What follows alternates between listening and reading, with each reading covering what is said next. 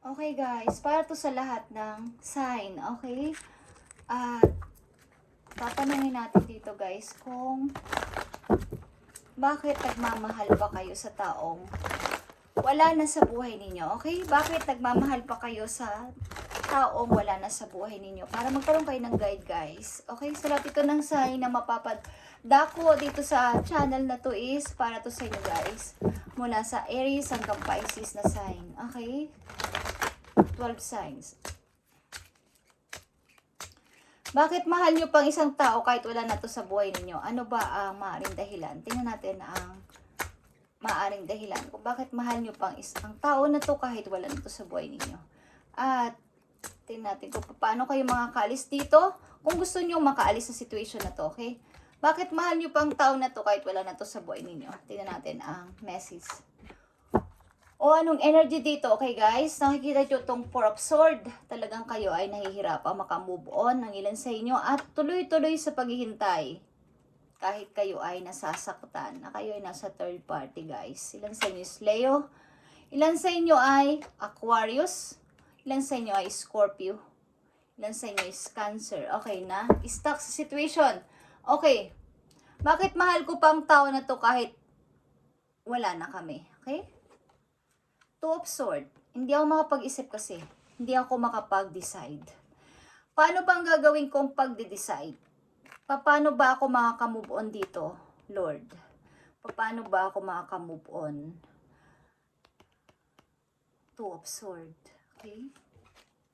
Ten of Wands. Pagod na ako sa situation na to. Pero andito pa din ako. Love ko kasi siya eh. Okay? Kahit na binibigay niya sa akin ng ilang mga responsibilidad o halos lahat ng responsibilidad ako nagdadala. Pero mahal ko ang tao na to. Nakikita nyo to guys kung gaano ito. Lahat ito ay black. At talagang ito ay nakakapagod. Ace of Sword. Kailangan nyo makasurvive dito. Kailangan ninyong ma-survive ito. Ma-overcome nyo itong struggle na to. Kung bakit hindi kayo makaalis sa taong ito na inyong minamahal pa din kahit tapos na. Okay guys? Kahit wala na. Ano ba ang mga maaring dahilan dyan, guys? Bakit hindi nyo mapakawalan ang tao? Tapos na ang relation ninyo. Bakit hindi kayo makaalis? Ano ang kinakatakutan ninyo? Tingnan natin, guys. Para to sa lahat ng sign na stuck sa isang situation. Kumbaga, tapos na. Andyan pa din kayo at tuloy-tuloy nyo minamahal ang isang person. Nai-stuck kayo sa isang bagay na tapos na, guys. Okay? At ano ang mga maaaring dahilan guys? Ano mga maaaring dahilan? Ano ang kinakatakutan ng ilan sa inyo? Bakit ang hirap makamove on? Ano ang kinakatakutan ninyo guys? Yeah. Kayo kasi ay mahina ang emotion guys. Napaka madali nyo magpatawad, Queen of Cups. Napaka maintindihin yung person at mahaba ang inyong pasensya at tuloy-tuloy sa paghihintay. Okay. Kumbaga, magbabago pa kasi siya eh. Baka kasi magbago pa siya. Baka kasi magbago pa siya after ng ilang years, months. Kasi humihingi siya ng sorry. Okay? King of Wands. Aries, Leo energies here. Six of Wands. Okay? Sapagkat ito siguro ang inyong love, ito ang inyong kaligayahan. Okay? Ang person na to. Parang ang tao na to is maaaring nagpakita sa inyo kasi ng kabaitan din. Okay? Wala namang, kumbaga hindi nyo tinitingnan yung kumbaga may ginawa din namang mabuti sa inyo ang tao na to. Naging provider din naman. Naging mabait din sa inyo. But, kumbaga wala na siya. Kumbaga, nagkahiwalay na kayo pero hindi nyo pa rin siya ma-forget. Okay?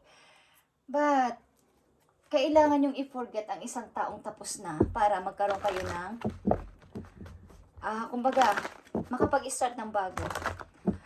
Ano ang maaari ninyong mangyari, sa inyong mangyari kapag naka-move on kayo guys sa situation na to? Ano ba ang mga dapat yung malaman kung kayo ay makaka-move on na dito sa relation na to? At maaaring ang tao na to is tuloy-tuloy at tuloy-tuloy niyong minamahal until now. At siya talaga kasi ang happiness ninyo. Hindi kayo magkaroon ng freedom. Kumbaga, gusto ko maging malaya. O malaya na ako ngayon. Okay? But, bakit? Bakit siya pa rin ang iniisip ko? Bakit siya pa rin ang iniisip ko? Bakit hindi ko siya makalimutan? Okay? Bakit hindi ko siya makalimutan? Gusto ko pa rin siyang ma-meet. Gusto ko pa rin siyang makausap. Kahit ilang beses na niya akong niloko. Lalo na pag may pera, okay. Lalo na sa usaping money. Bakit hindi ko pa rin siya makalimutan? Tingnan natin guys. Para magkaroon kayo ng kaliwanagan. Okay? Kailangan nyo magkaroon ng bagong start sa buhay, guys. Yeah? Humiling kayo kay Lord na wag na kayong bigyan ng mga taong sinungaling at kayo ay kumbaga, lahat na lang kinuha kasi sa inyo. Pagka walang natira sa inyo. Baga nag-i-start kayo ngayon, parang pinifix nyo ang sarili nyo na maulit-ulit yung inyong pangarap. Okay? At mabigyan ulit kayo ng pag-asa na makabangon muli, mag-start uli at makamit ko ulit ang aking pangarap. Humihiling kayo kay Lord na ibalik kung may nawala man sa akin na kinuha ng tao na to, maging ito man ay material na bagay, yung emotion ko, yung panahon ko, yung sayang kong mga pag-aalaga, pag-aaruga sa Kanya, pagmamahal sa Kanya ay nawala. Lord, bigyan mo ako ng pag-asa. Okay, humihiling kayo. Pinifix nyo ulit ang sarili nyo. Ito ay healing, guys. At pag-fix ang sarili. Okay, pag-i-start ulit sa pangarap. Nakikita nyo ang offer sa inyo ng heaven. Ace of Wands, guys. Bagong pasimula. Okay, umiwas kayo. Kung maaari lang umiwas kayo sa mga tao, kayo ay pinagsisinungalingan. Mga tao na kayo ay nililing lang. Lalo na sa inyong mga, kumbaga may maiiwan kayong word na sila, parang, kumbaga sa sarili ninyong ginawang salita, kayo ay napahamak. Okay, yan ang ibig ko sabihin. Huwag kayo masyadong magbigay ng information about sa inyong sarili. Hanggat maaari sa mga tao na to. Okay? Lalo na pag kayo ay magmamahal, guys. Huwag masyadong magbigay ng maraming porsyento. Okay? Magtira kayo sa inyong sarili. Huwag niyong lahat ibigay ang napakaraming porsyento sa inyong mamahalin. Yan ay nararapat lang, guys. Magbigay kayo ng napakaraming, mas maraming porsyento sa inyong sarili kesa sa Kanya o sa inyong mamahalin. Okay? Hindi masama magmahal, guys. Talagang dapat ay balanse. Okay? Tingnan natin ang message dito. Message sa inyo ng inyong minahal o minamahal pa din hanggang ngayon para alam ninyo, guys. Okay? At kung naman ang malaman ninyo is depende kung iisipin nyo pa din o gagawin nyo tong inspiration para sabihin sa kanya o pamukha sa kanya na kaya ko ang sarili ko kahit sabi mo pa kung ano-ano sa akin. Okay, kaya kong tumayo sa sarili kong paa at ako ay mag-move on. Okay, message sa'yo ng yung person na dati mong minahal at iniisip mo pa rin ngayon. Tingnan natin, guys. Sino man kayo, guys? Okay? I left when I saw you with someone. Okay, maaaring iniwan ka ng tao na to because sa isang situation, no? Sa isang pagkakamali. Maaaring selos ang naging dahilan ng inyong pag-aaway, ng inyong paghihiwalay. Okay? Kung sino man kayo, guys. Aling ilan sa inyo ngayon is nasa healing process pa din at hindi talaga makamove on sa nakaraan. Okay, sa inyong nakarelasyon. Tingnan natin ang mga messages pa para sa inyo dito. Message mo sa mga taong nandito sa reading. Mag-ask kayo ng help sa inyong guidance, guys. Ask for help. Ask has to help you in the situation and we will immediately go to work on your behalf.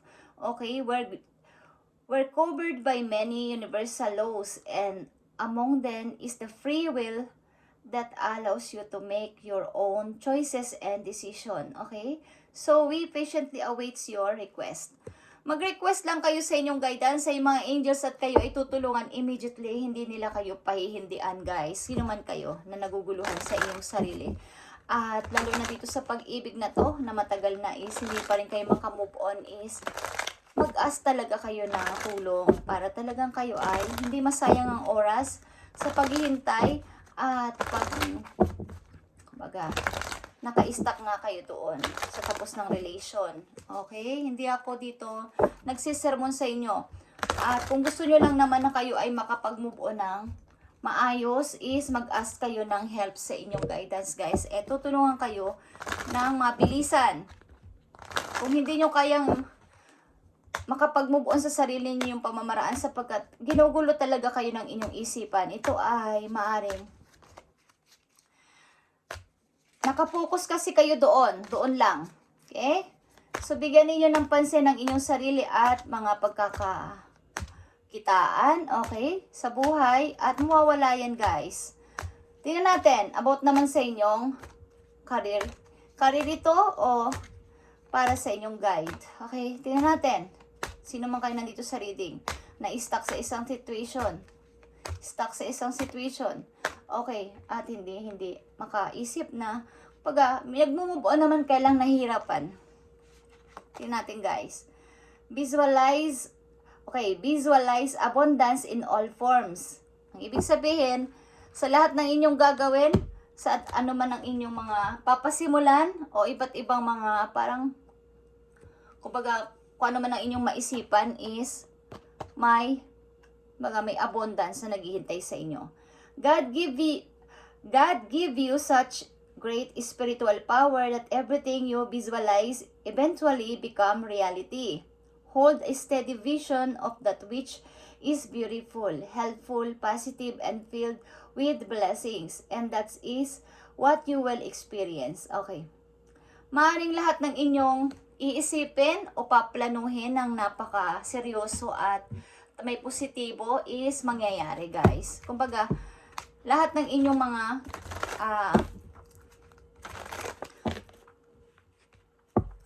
paplanuhin o gagawin is parang ayan ay mayroong basbas sa taas. Kumbaga, alam ni Lord na ito ay para sa'yo at hinihintay niya lang ang inyong pag-aas doon sa heaven na tulungan mo kung talagang makapag-move on na galing dito sa relation na to at bibigyan kanya ng masayang pasimula sapagkat nandito ang Ace of Wands, guys. Okay?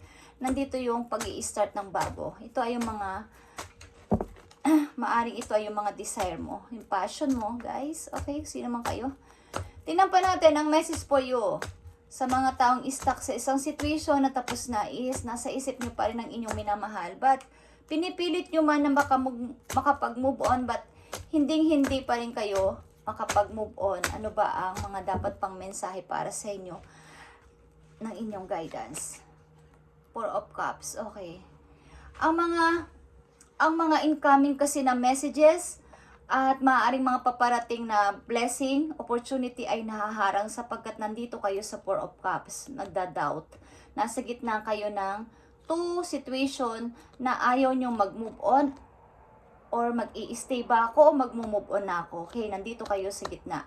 So, ang blessing, ang opportunity na dapat is paparating, ang pintuan na dapat na magbubukas na is, kumbaga nadidelay. Nagkakaroon ng delay sa opportunity sana o blessing o opportunity na paparating sa inyo o mga chances is nahaharang at hindi nagbubukas dahil pahinto-hinto kayo sa pag-move on. Okay. Tingnan pa natin ang mga messages for you. Page of Swords, nakikita nyo to. Tuloy-tuloy lang sa pagre-research at sa pagkakalkal ng mga bagay na dapat ninyong alamin para sa pag-unlad, guys, at sa pag-move on ng tuloy-tuloy. Tuloy-tuloy lang sa kumbaga, maging aware kayo sa lahat. Okay? Tingnan pa natin ang message dito para sa inyo. Five of Swords, guys. Okay? At umiwas sa mga taong kayo ay dinidistract talaga, guys. May mga taong nagdidistract sa inyo dito para hindi kayo makapag-move on ng tuloy-tuloy.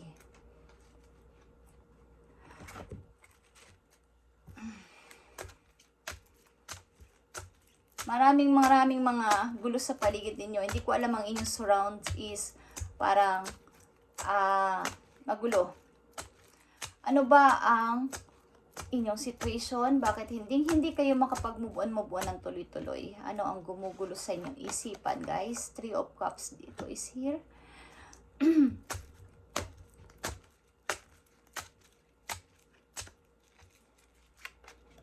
Ten of Cups. Six of Swords. Okay.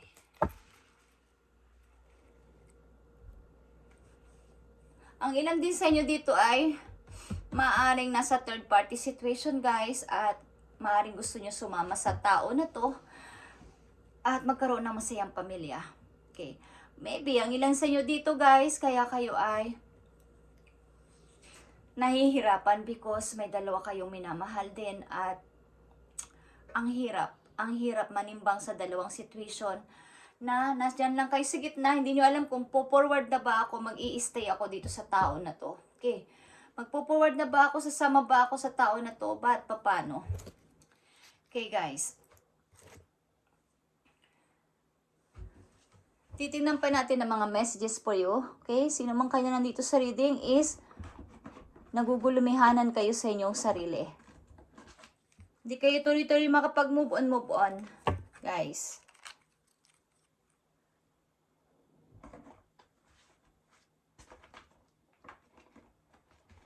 Ano ba mga messages o mga guide na gusto nyong malaman, guys? Okay? Anong mga gusto nyong malaman o dapat ninyong malaman sa inyong situation?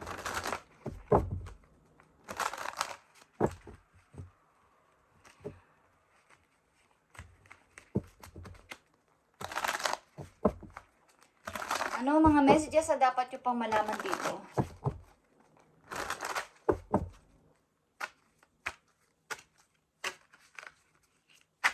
Ano mga messages na dapat nyo pang malaman about sa inyong situation ng tao na iniwan nyo na o iniwan na kayo is nasa isip nyo pa ang person na to.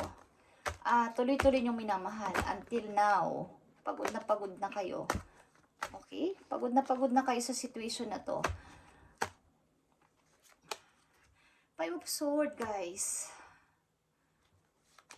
Ten of Swords. At Four of Pentacles. Okay.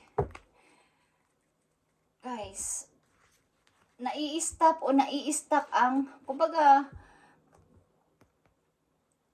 urong-sulong ang inyong pag-move on talaga at pati ang pagdating ng mga blessing is talagang naaantala ang pagdating ng mga blessing. Ano ang mga paparating sa inyong messages? Ang paparating sa inyo in the near future para dito kung kayo ay makaka-move on. Ano ang mga paparating para sa inyo pag kayo ay tuluyang nakapag-move on? Ano ang mga paparating para sa inyo? Page of Cups. Okay. Mga bagong pag-ibig, guys, paparating. Three of Wands. Mga opportunity hinihintay nyo. Okay. At Six of Pentacles. Paglago sa money ito, guys. Okay. Paglago sa money. Okay, guys. Kung sino man kayo nandito sa reading, guys, is tuloy-tuloy kayong mag-move on. Kahit hindi nyo kaya, is mag-ask. Kung hindi nyo kaya, mag-ask kayo ng help sa taas, guys. At kayo ay manalangin. Nang tuloy-tuloy na kayo ay tuluyan na makamove on dito. Hindi ko alam kung... At kung kayo ay may mga gamit na binigay sa tao na to o binigay sa inyo ng tao na to na gusto ninyong itapon na, why not na hindi nyo itapon, guys? Kayo ay kumbaga, nai-stuck doon because sa mga alaala. Okay? Sa mga alaala yan, guys. Kung may mga gamit kayo na binigay ng person na to na gusto nyo nang kalimutan is, tuluyan nyo na rin itapon para mag-close na talaga ng tuluyan ang cycle. Okay? Huwag nyo nang panghinayangan pa sa pagkatapos na. Okay? Sapagat may darating na bago sa inyo, may darating na bagong pag-ibig, bagong pag-asa, at walang magbubukas na bagong opportunity at bagong pintuan ng pag-asa kung naka-open pa din at hindi nyo nilalak ng tuluyan ang luma, ang old cycle. Okay, thank you, guys, and God bless sa inyong lahat. Kung sino man ang nandito sa reading is, sana tuloy-tuloy na kayong makapag-move on at mag-ask lang kayo ng help doon sa taas. Okay? Thank you and God bless.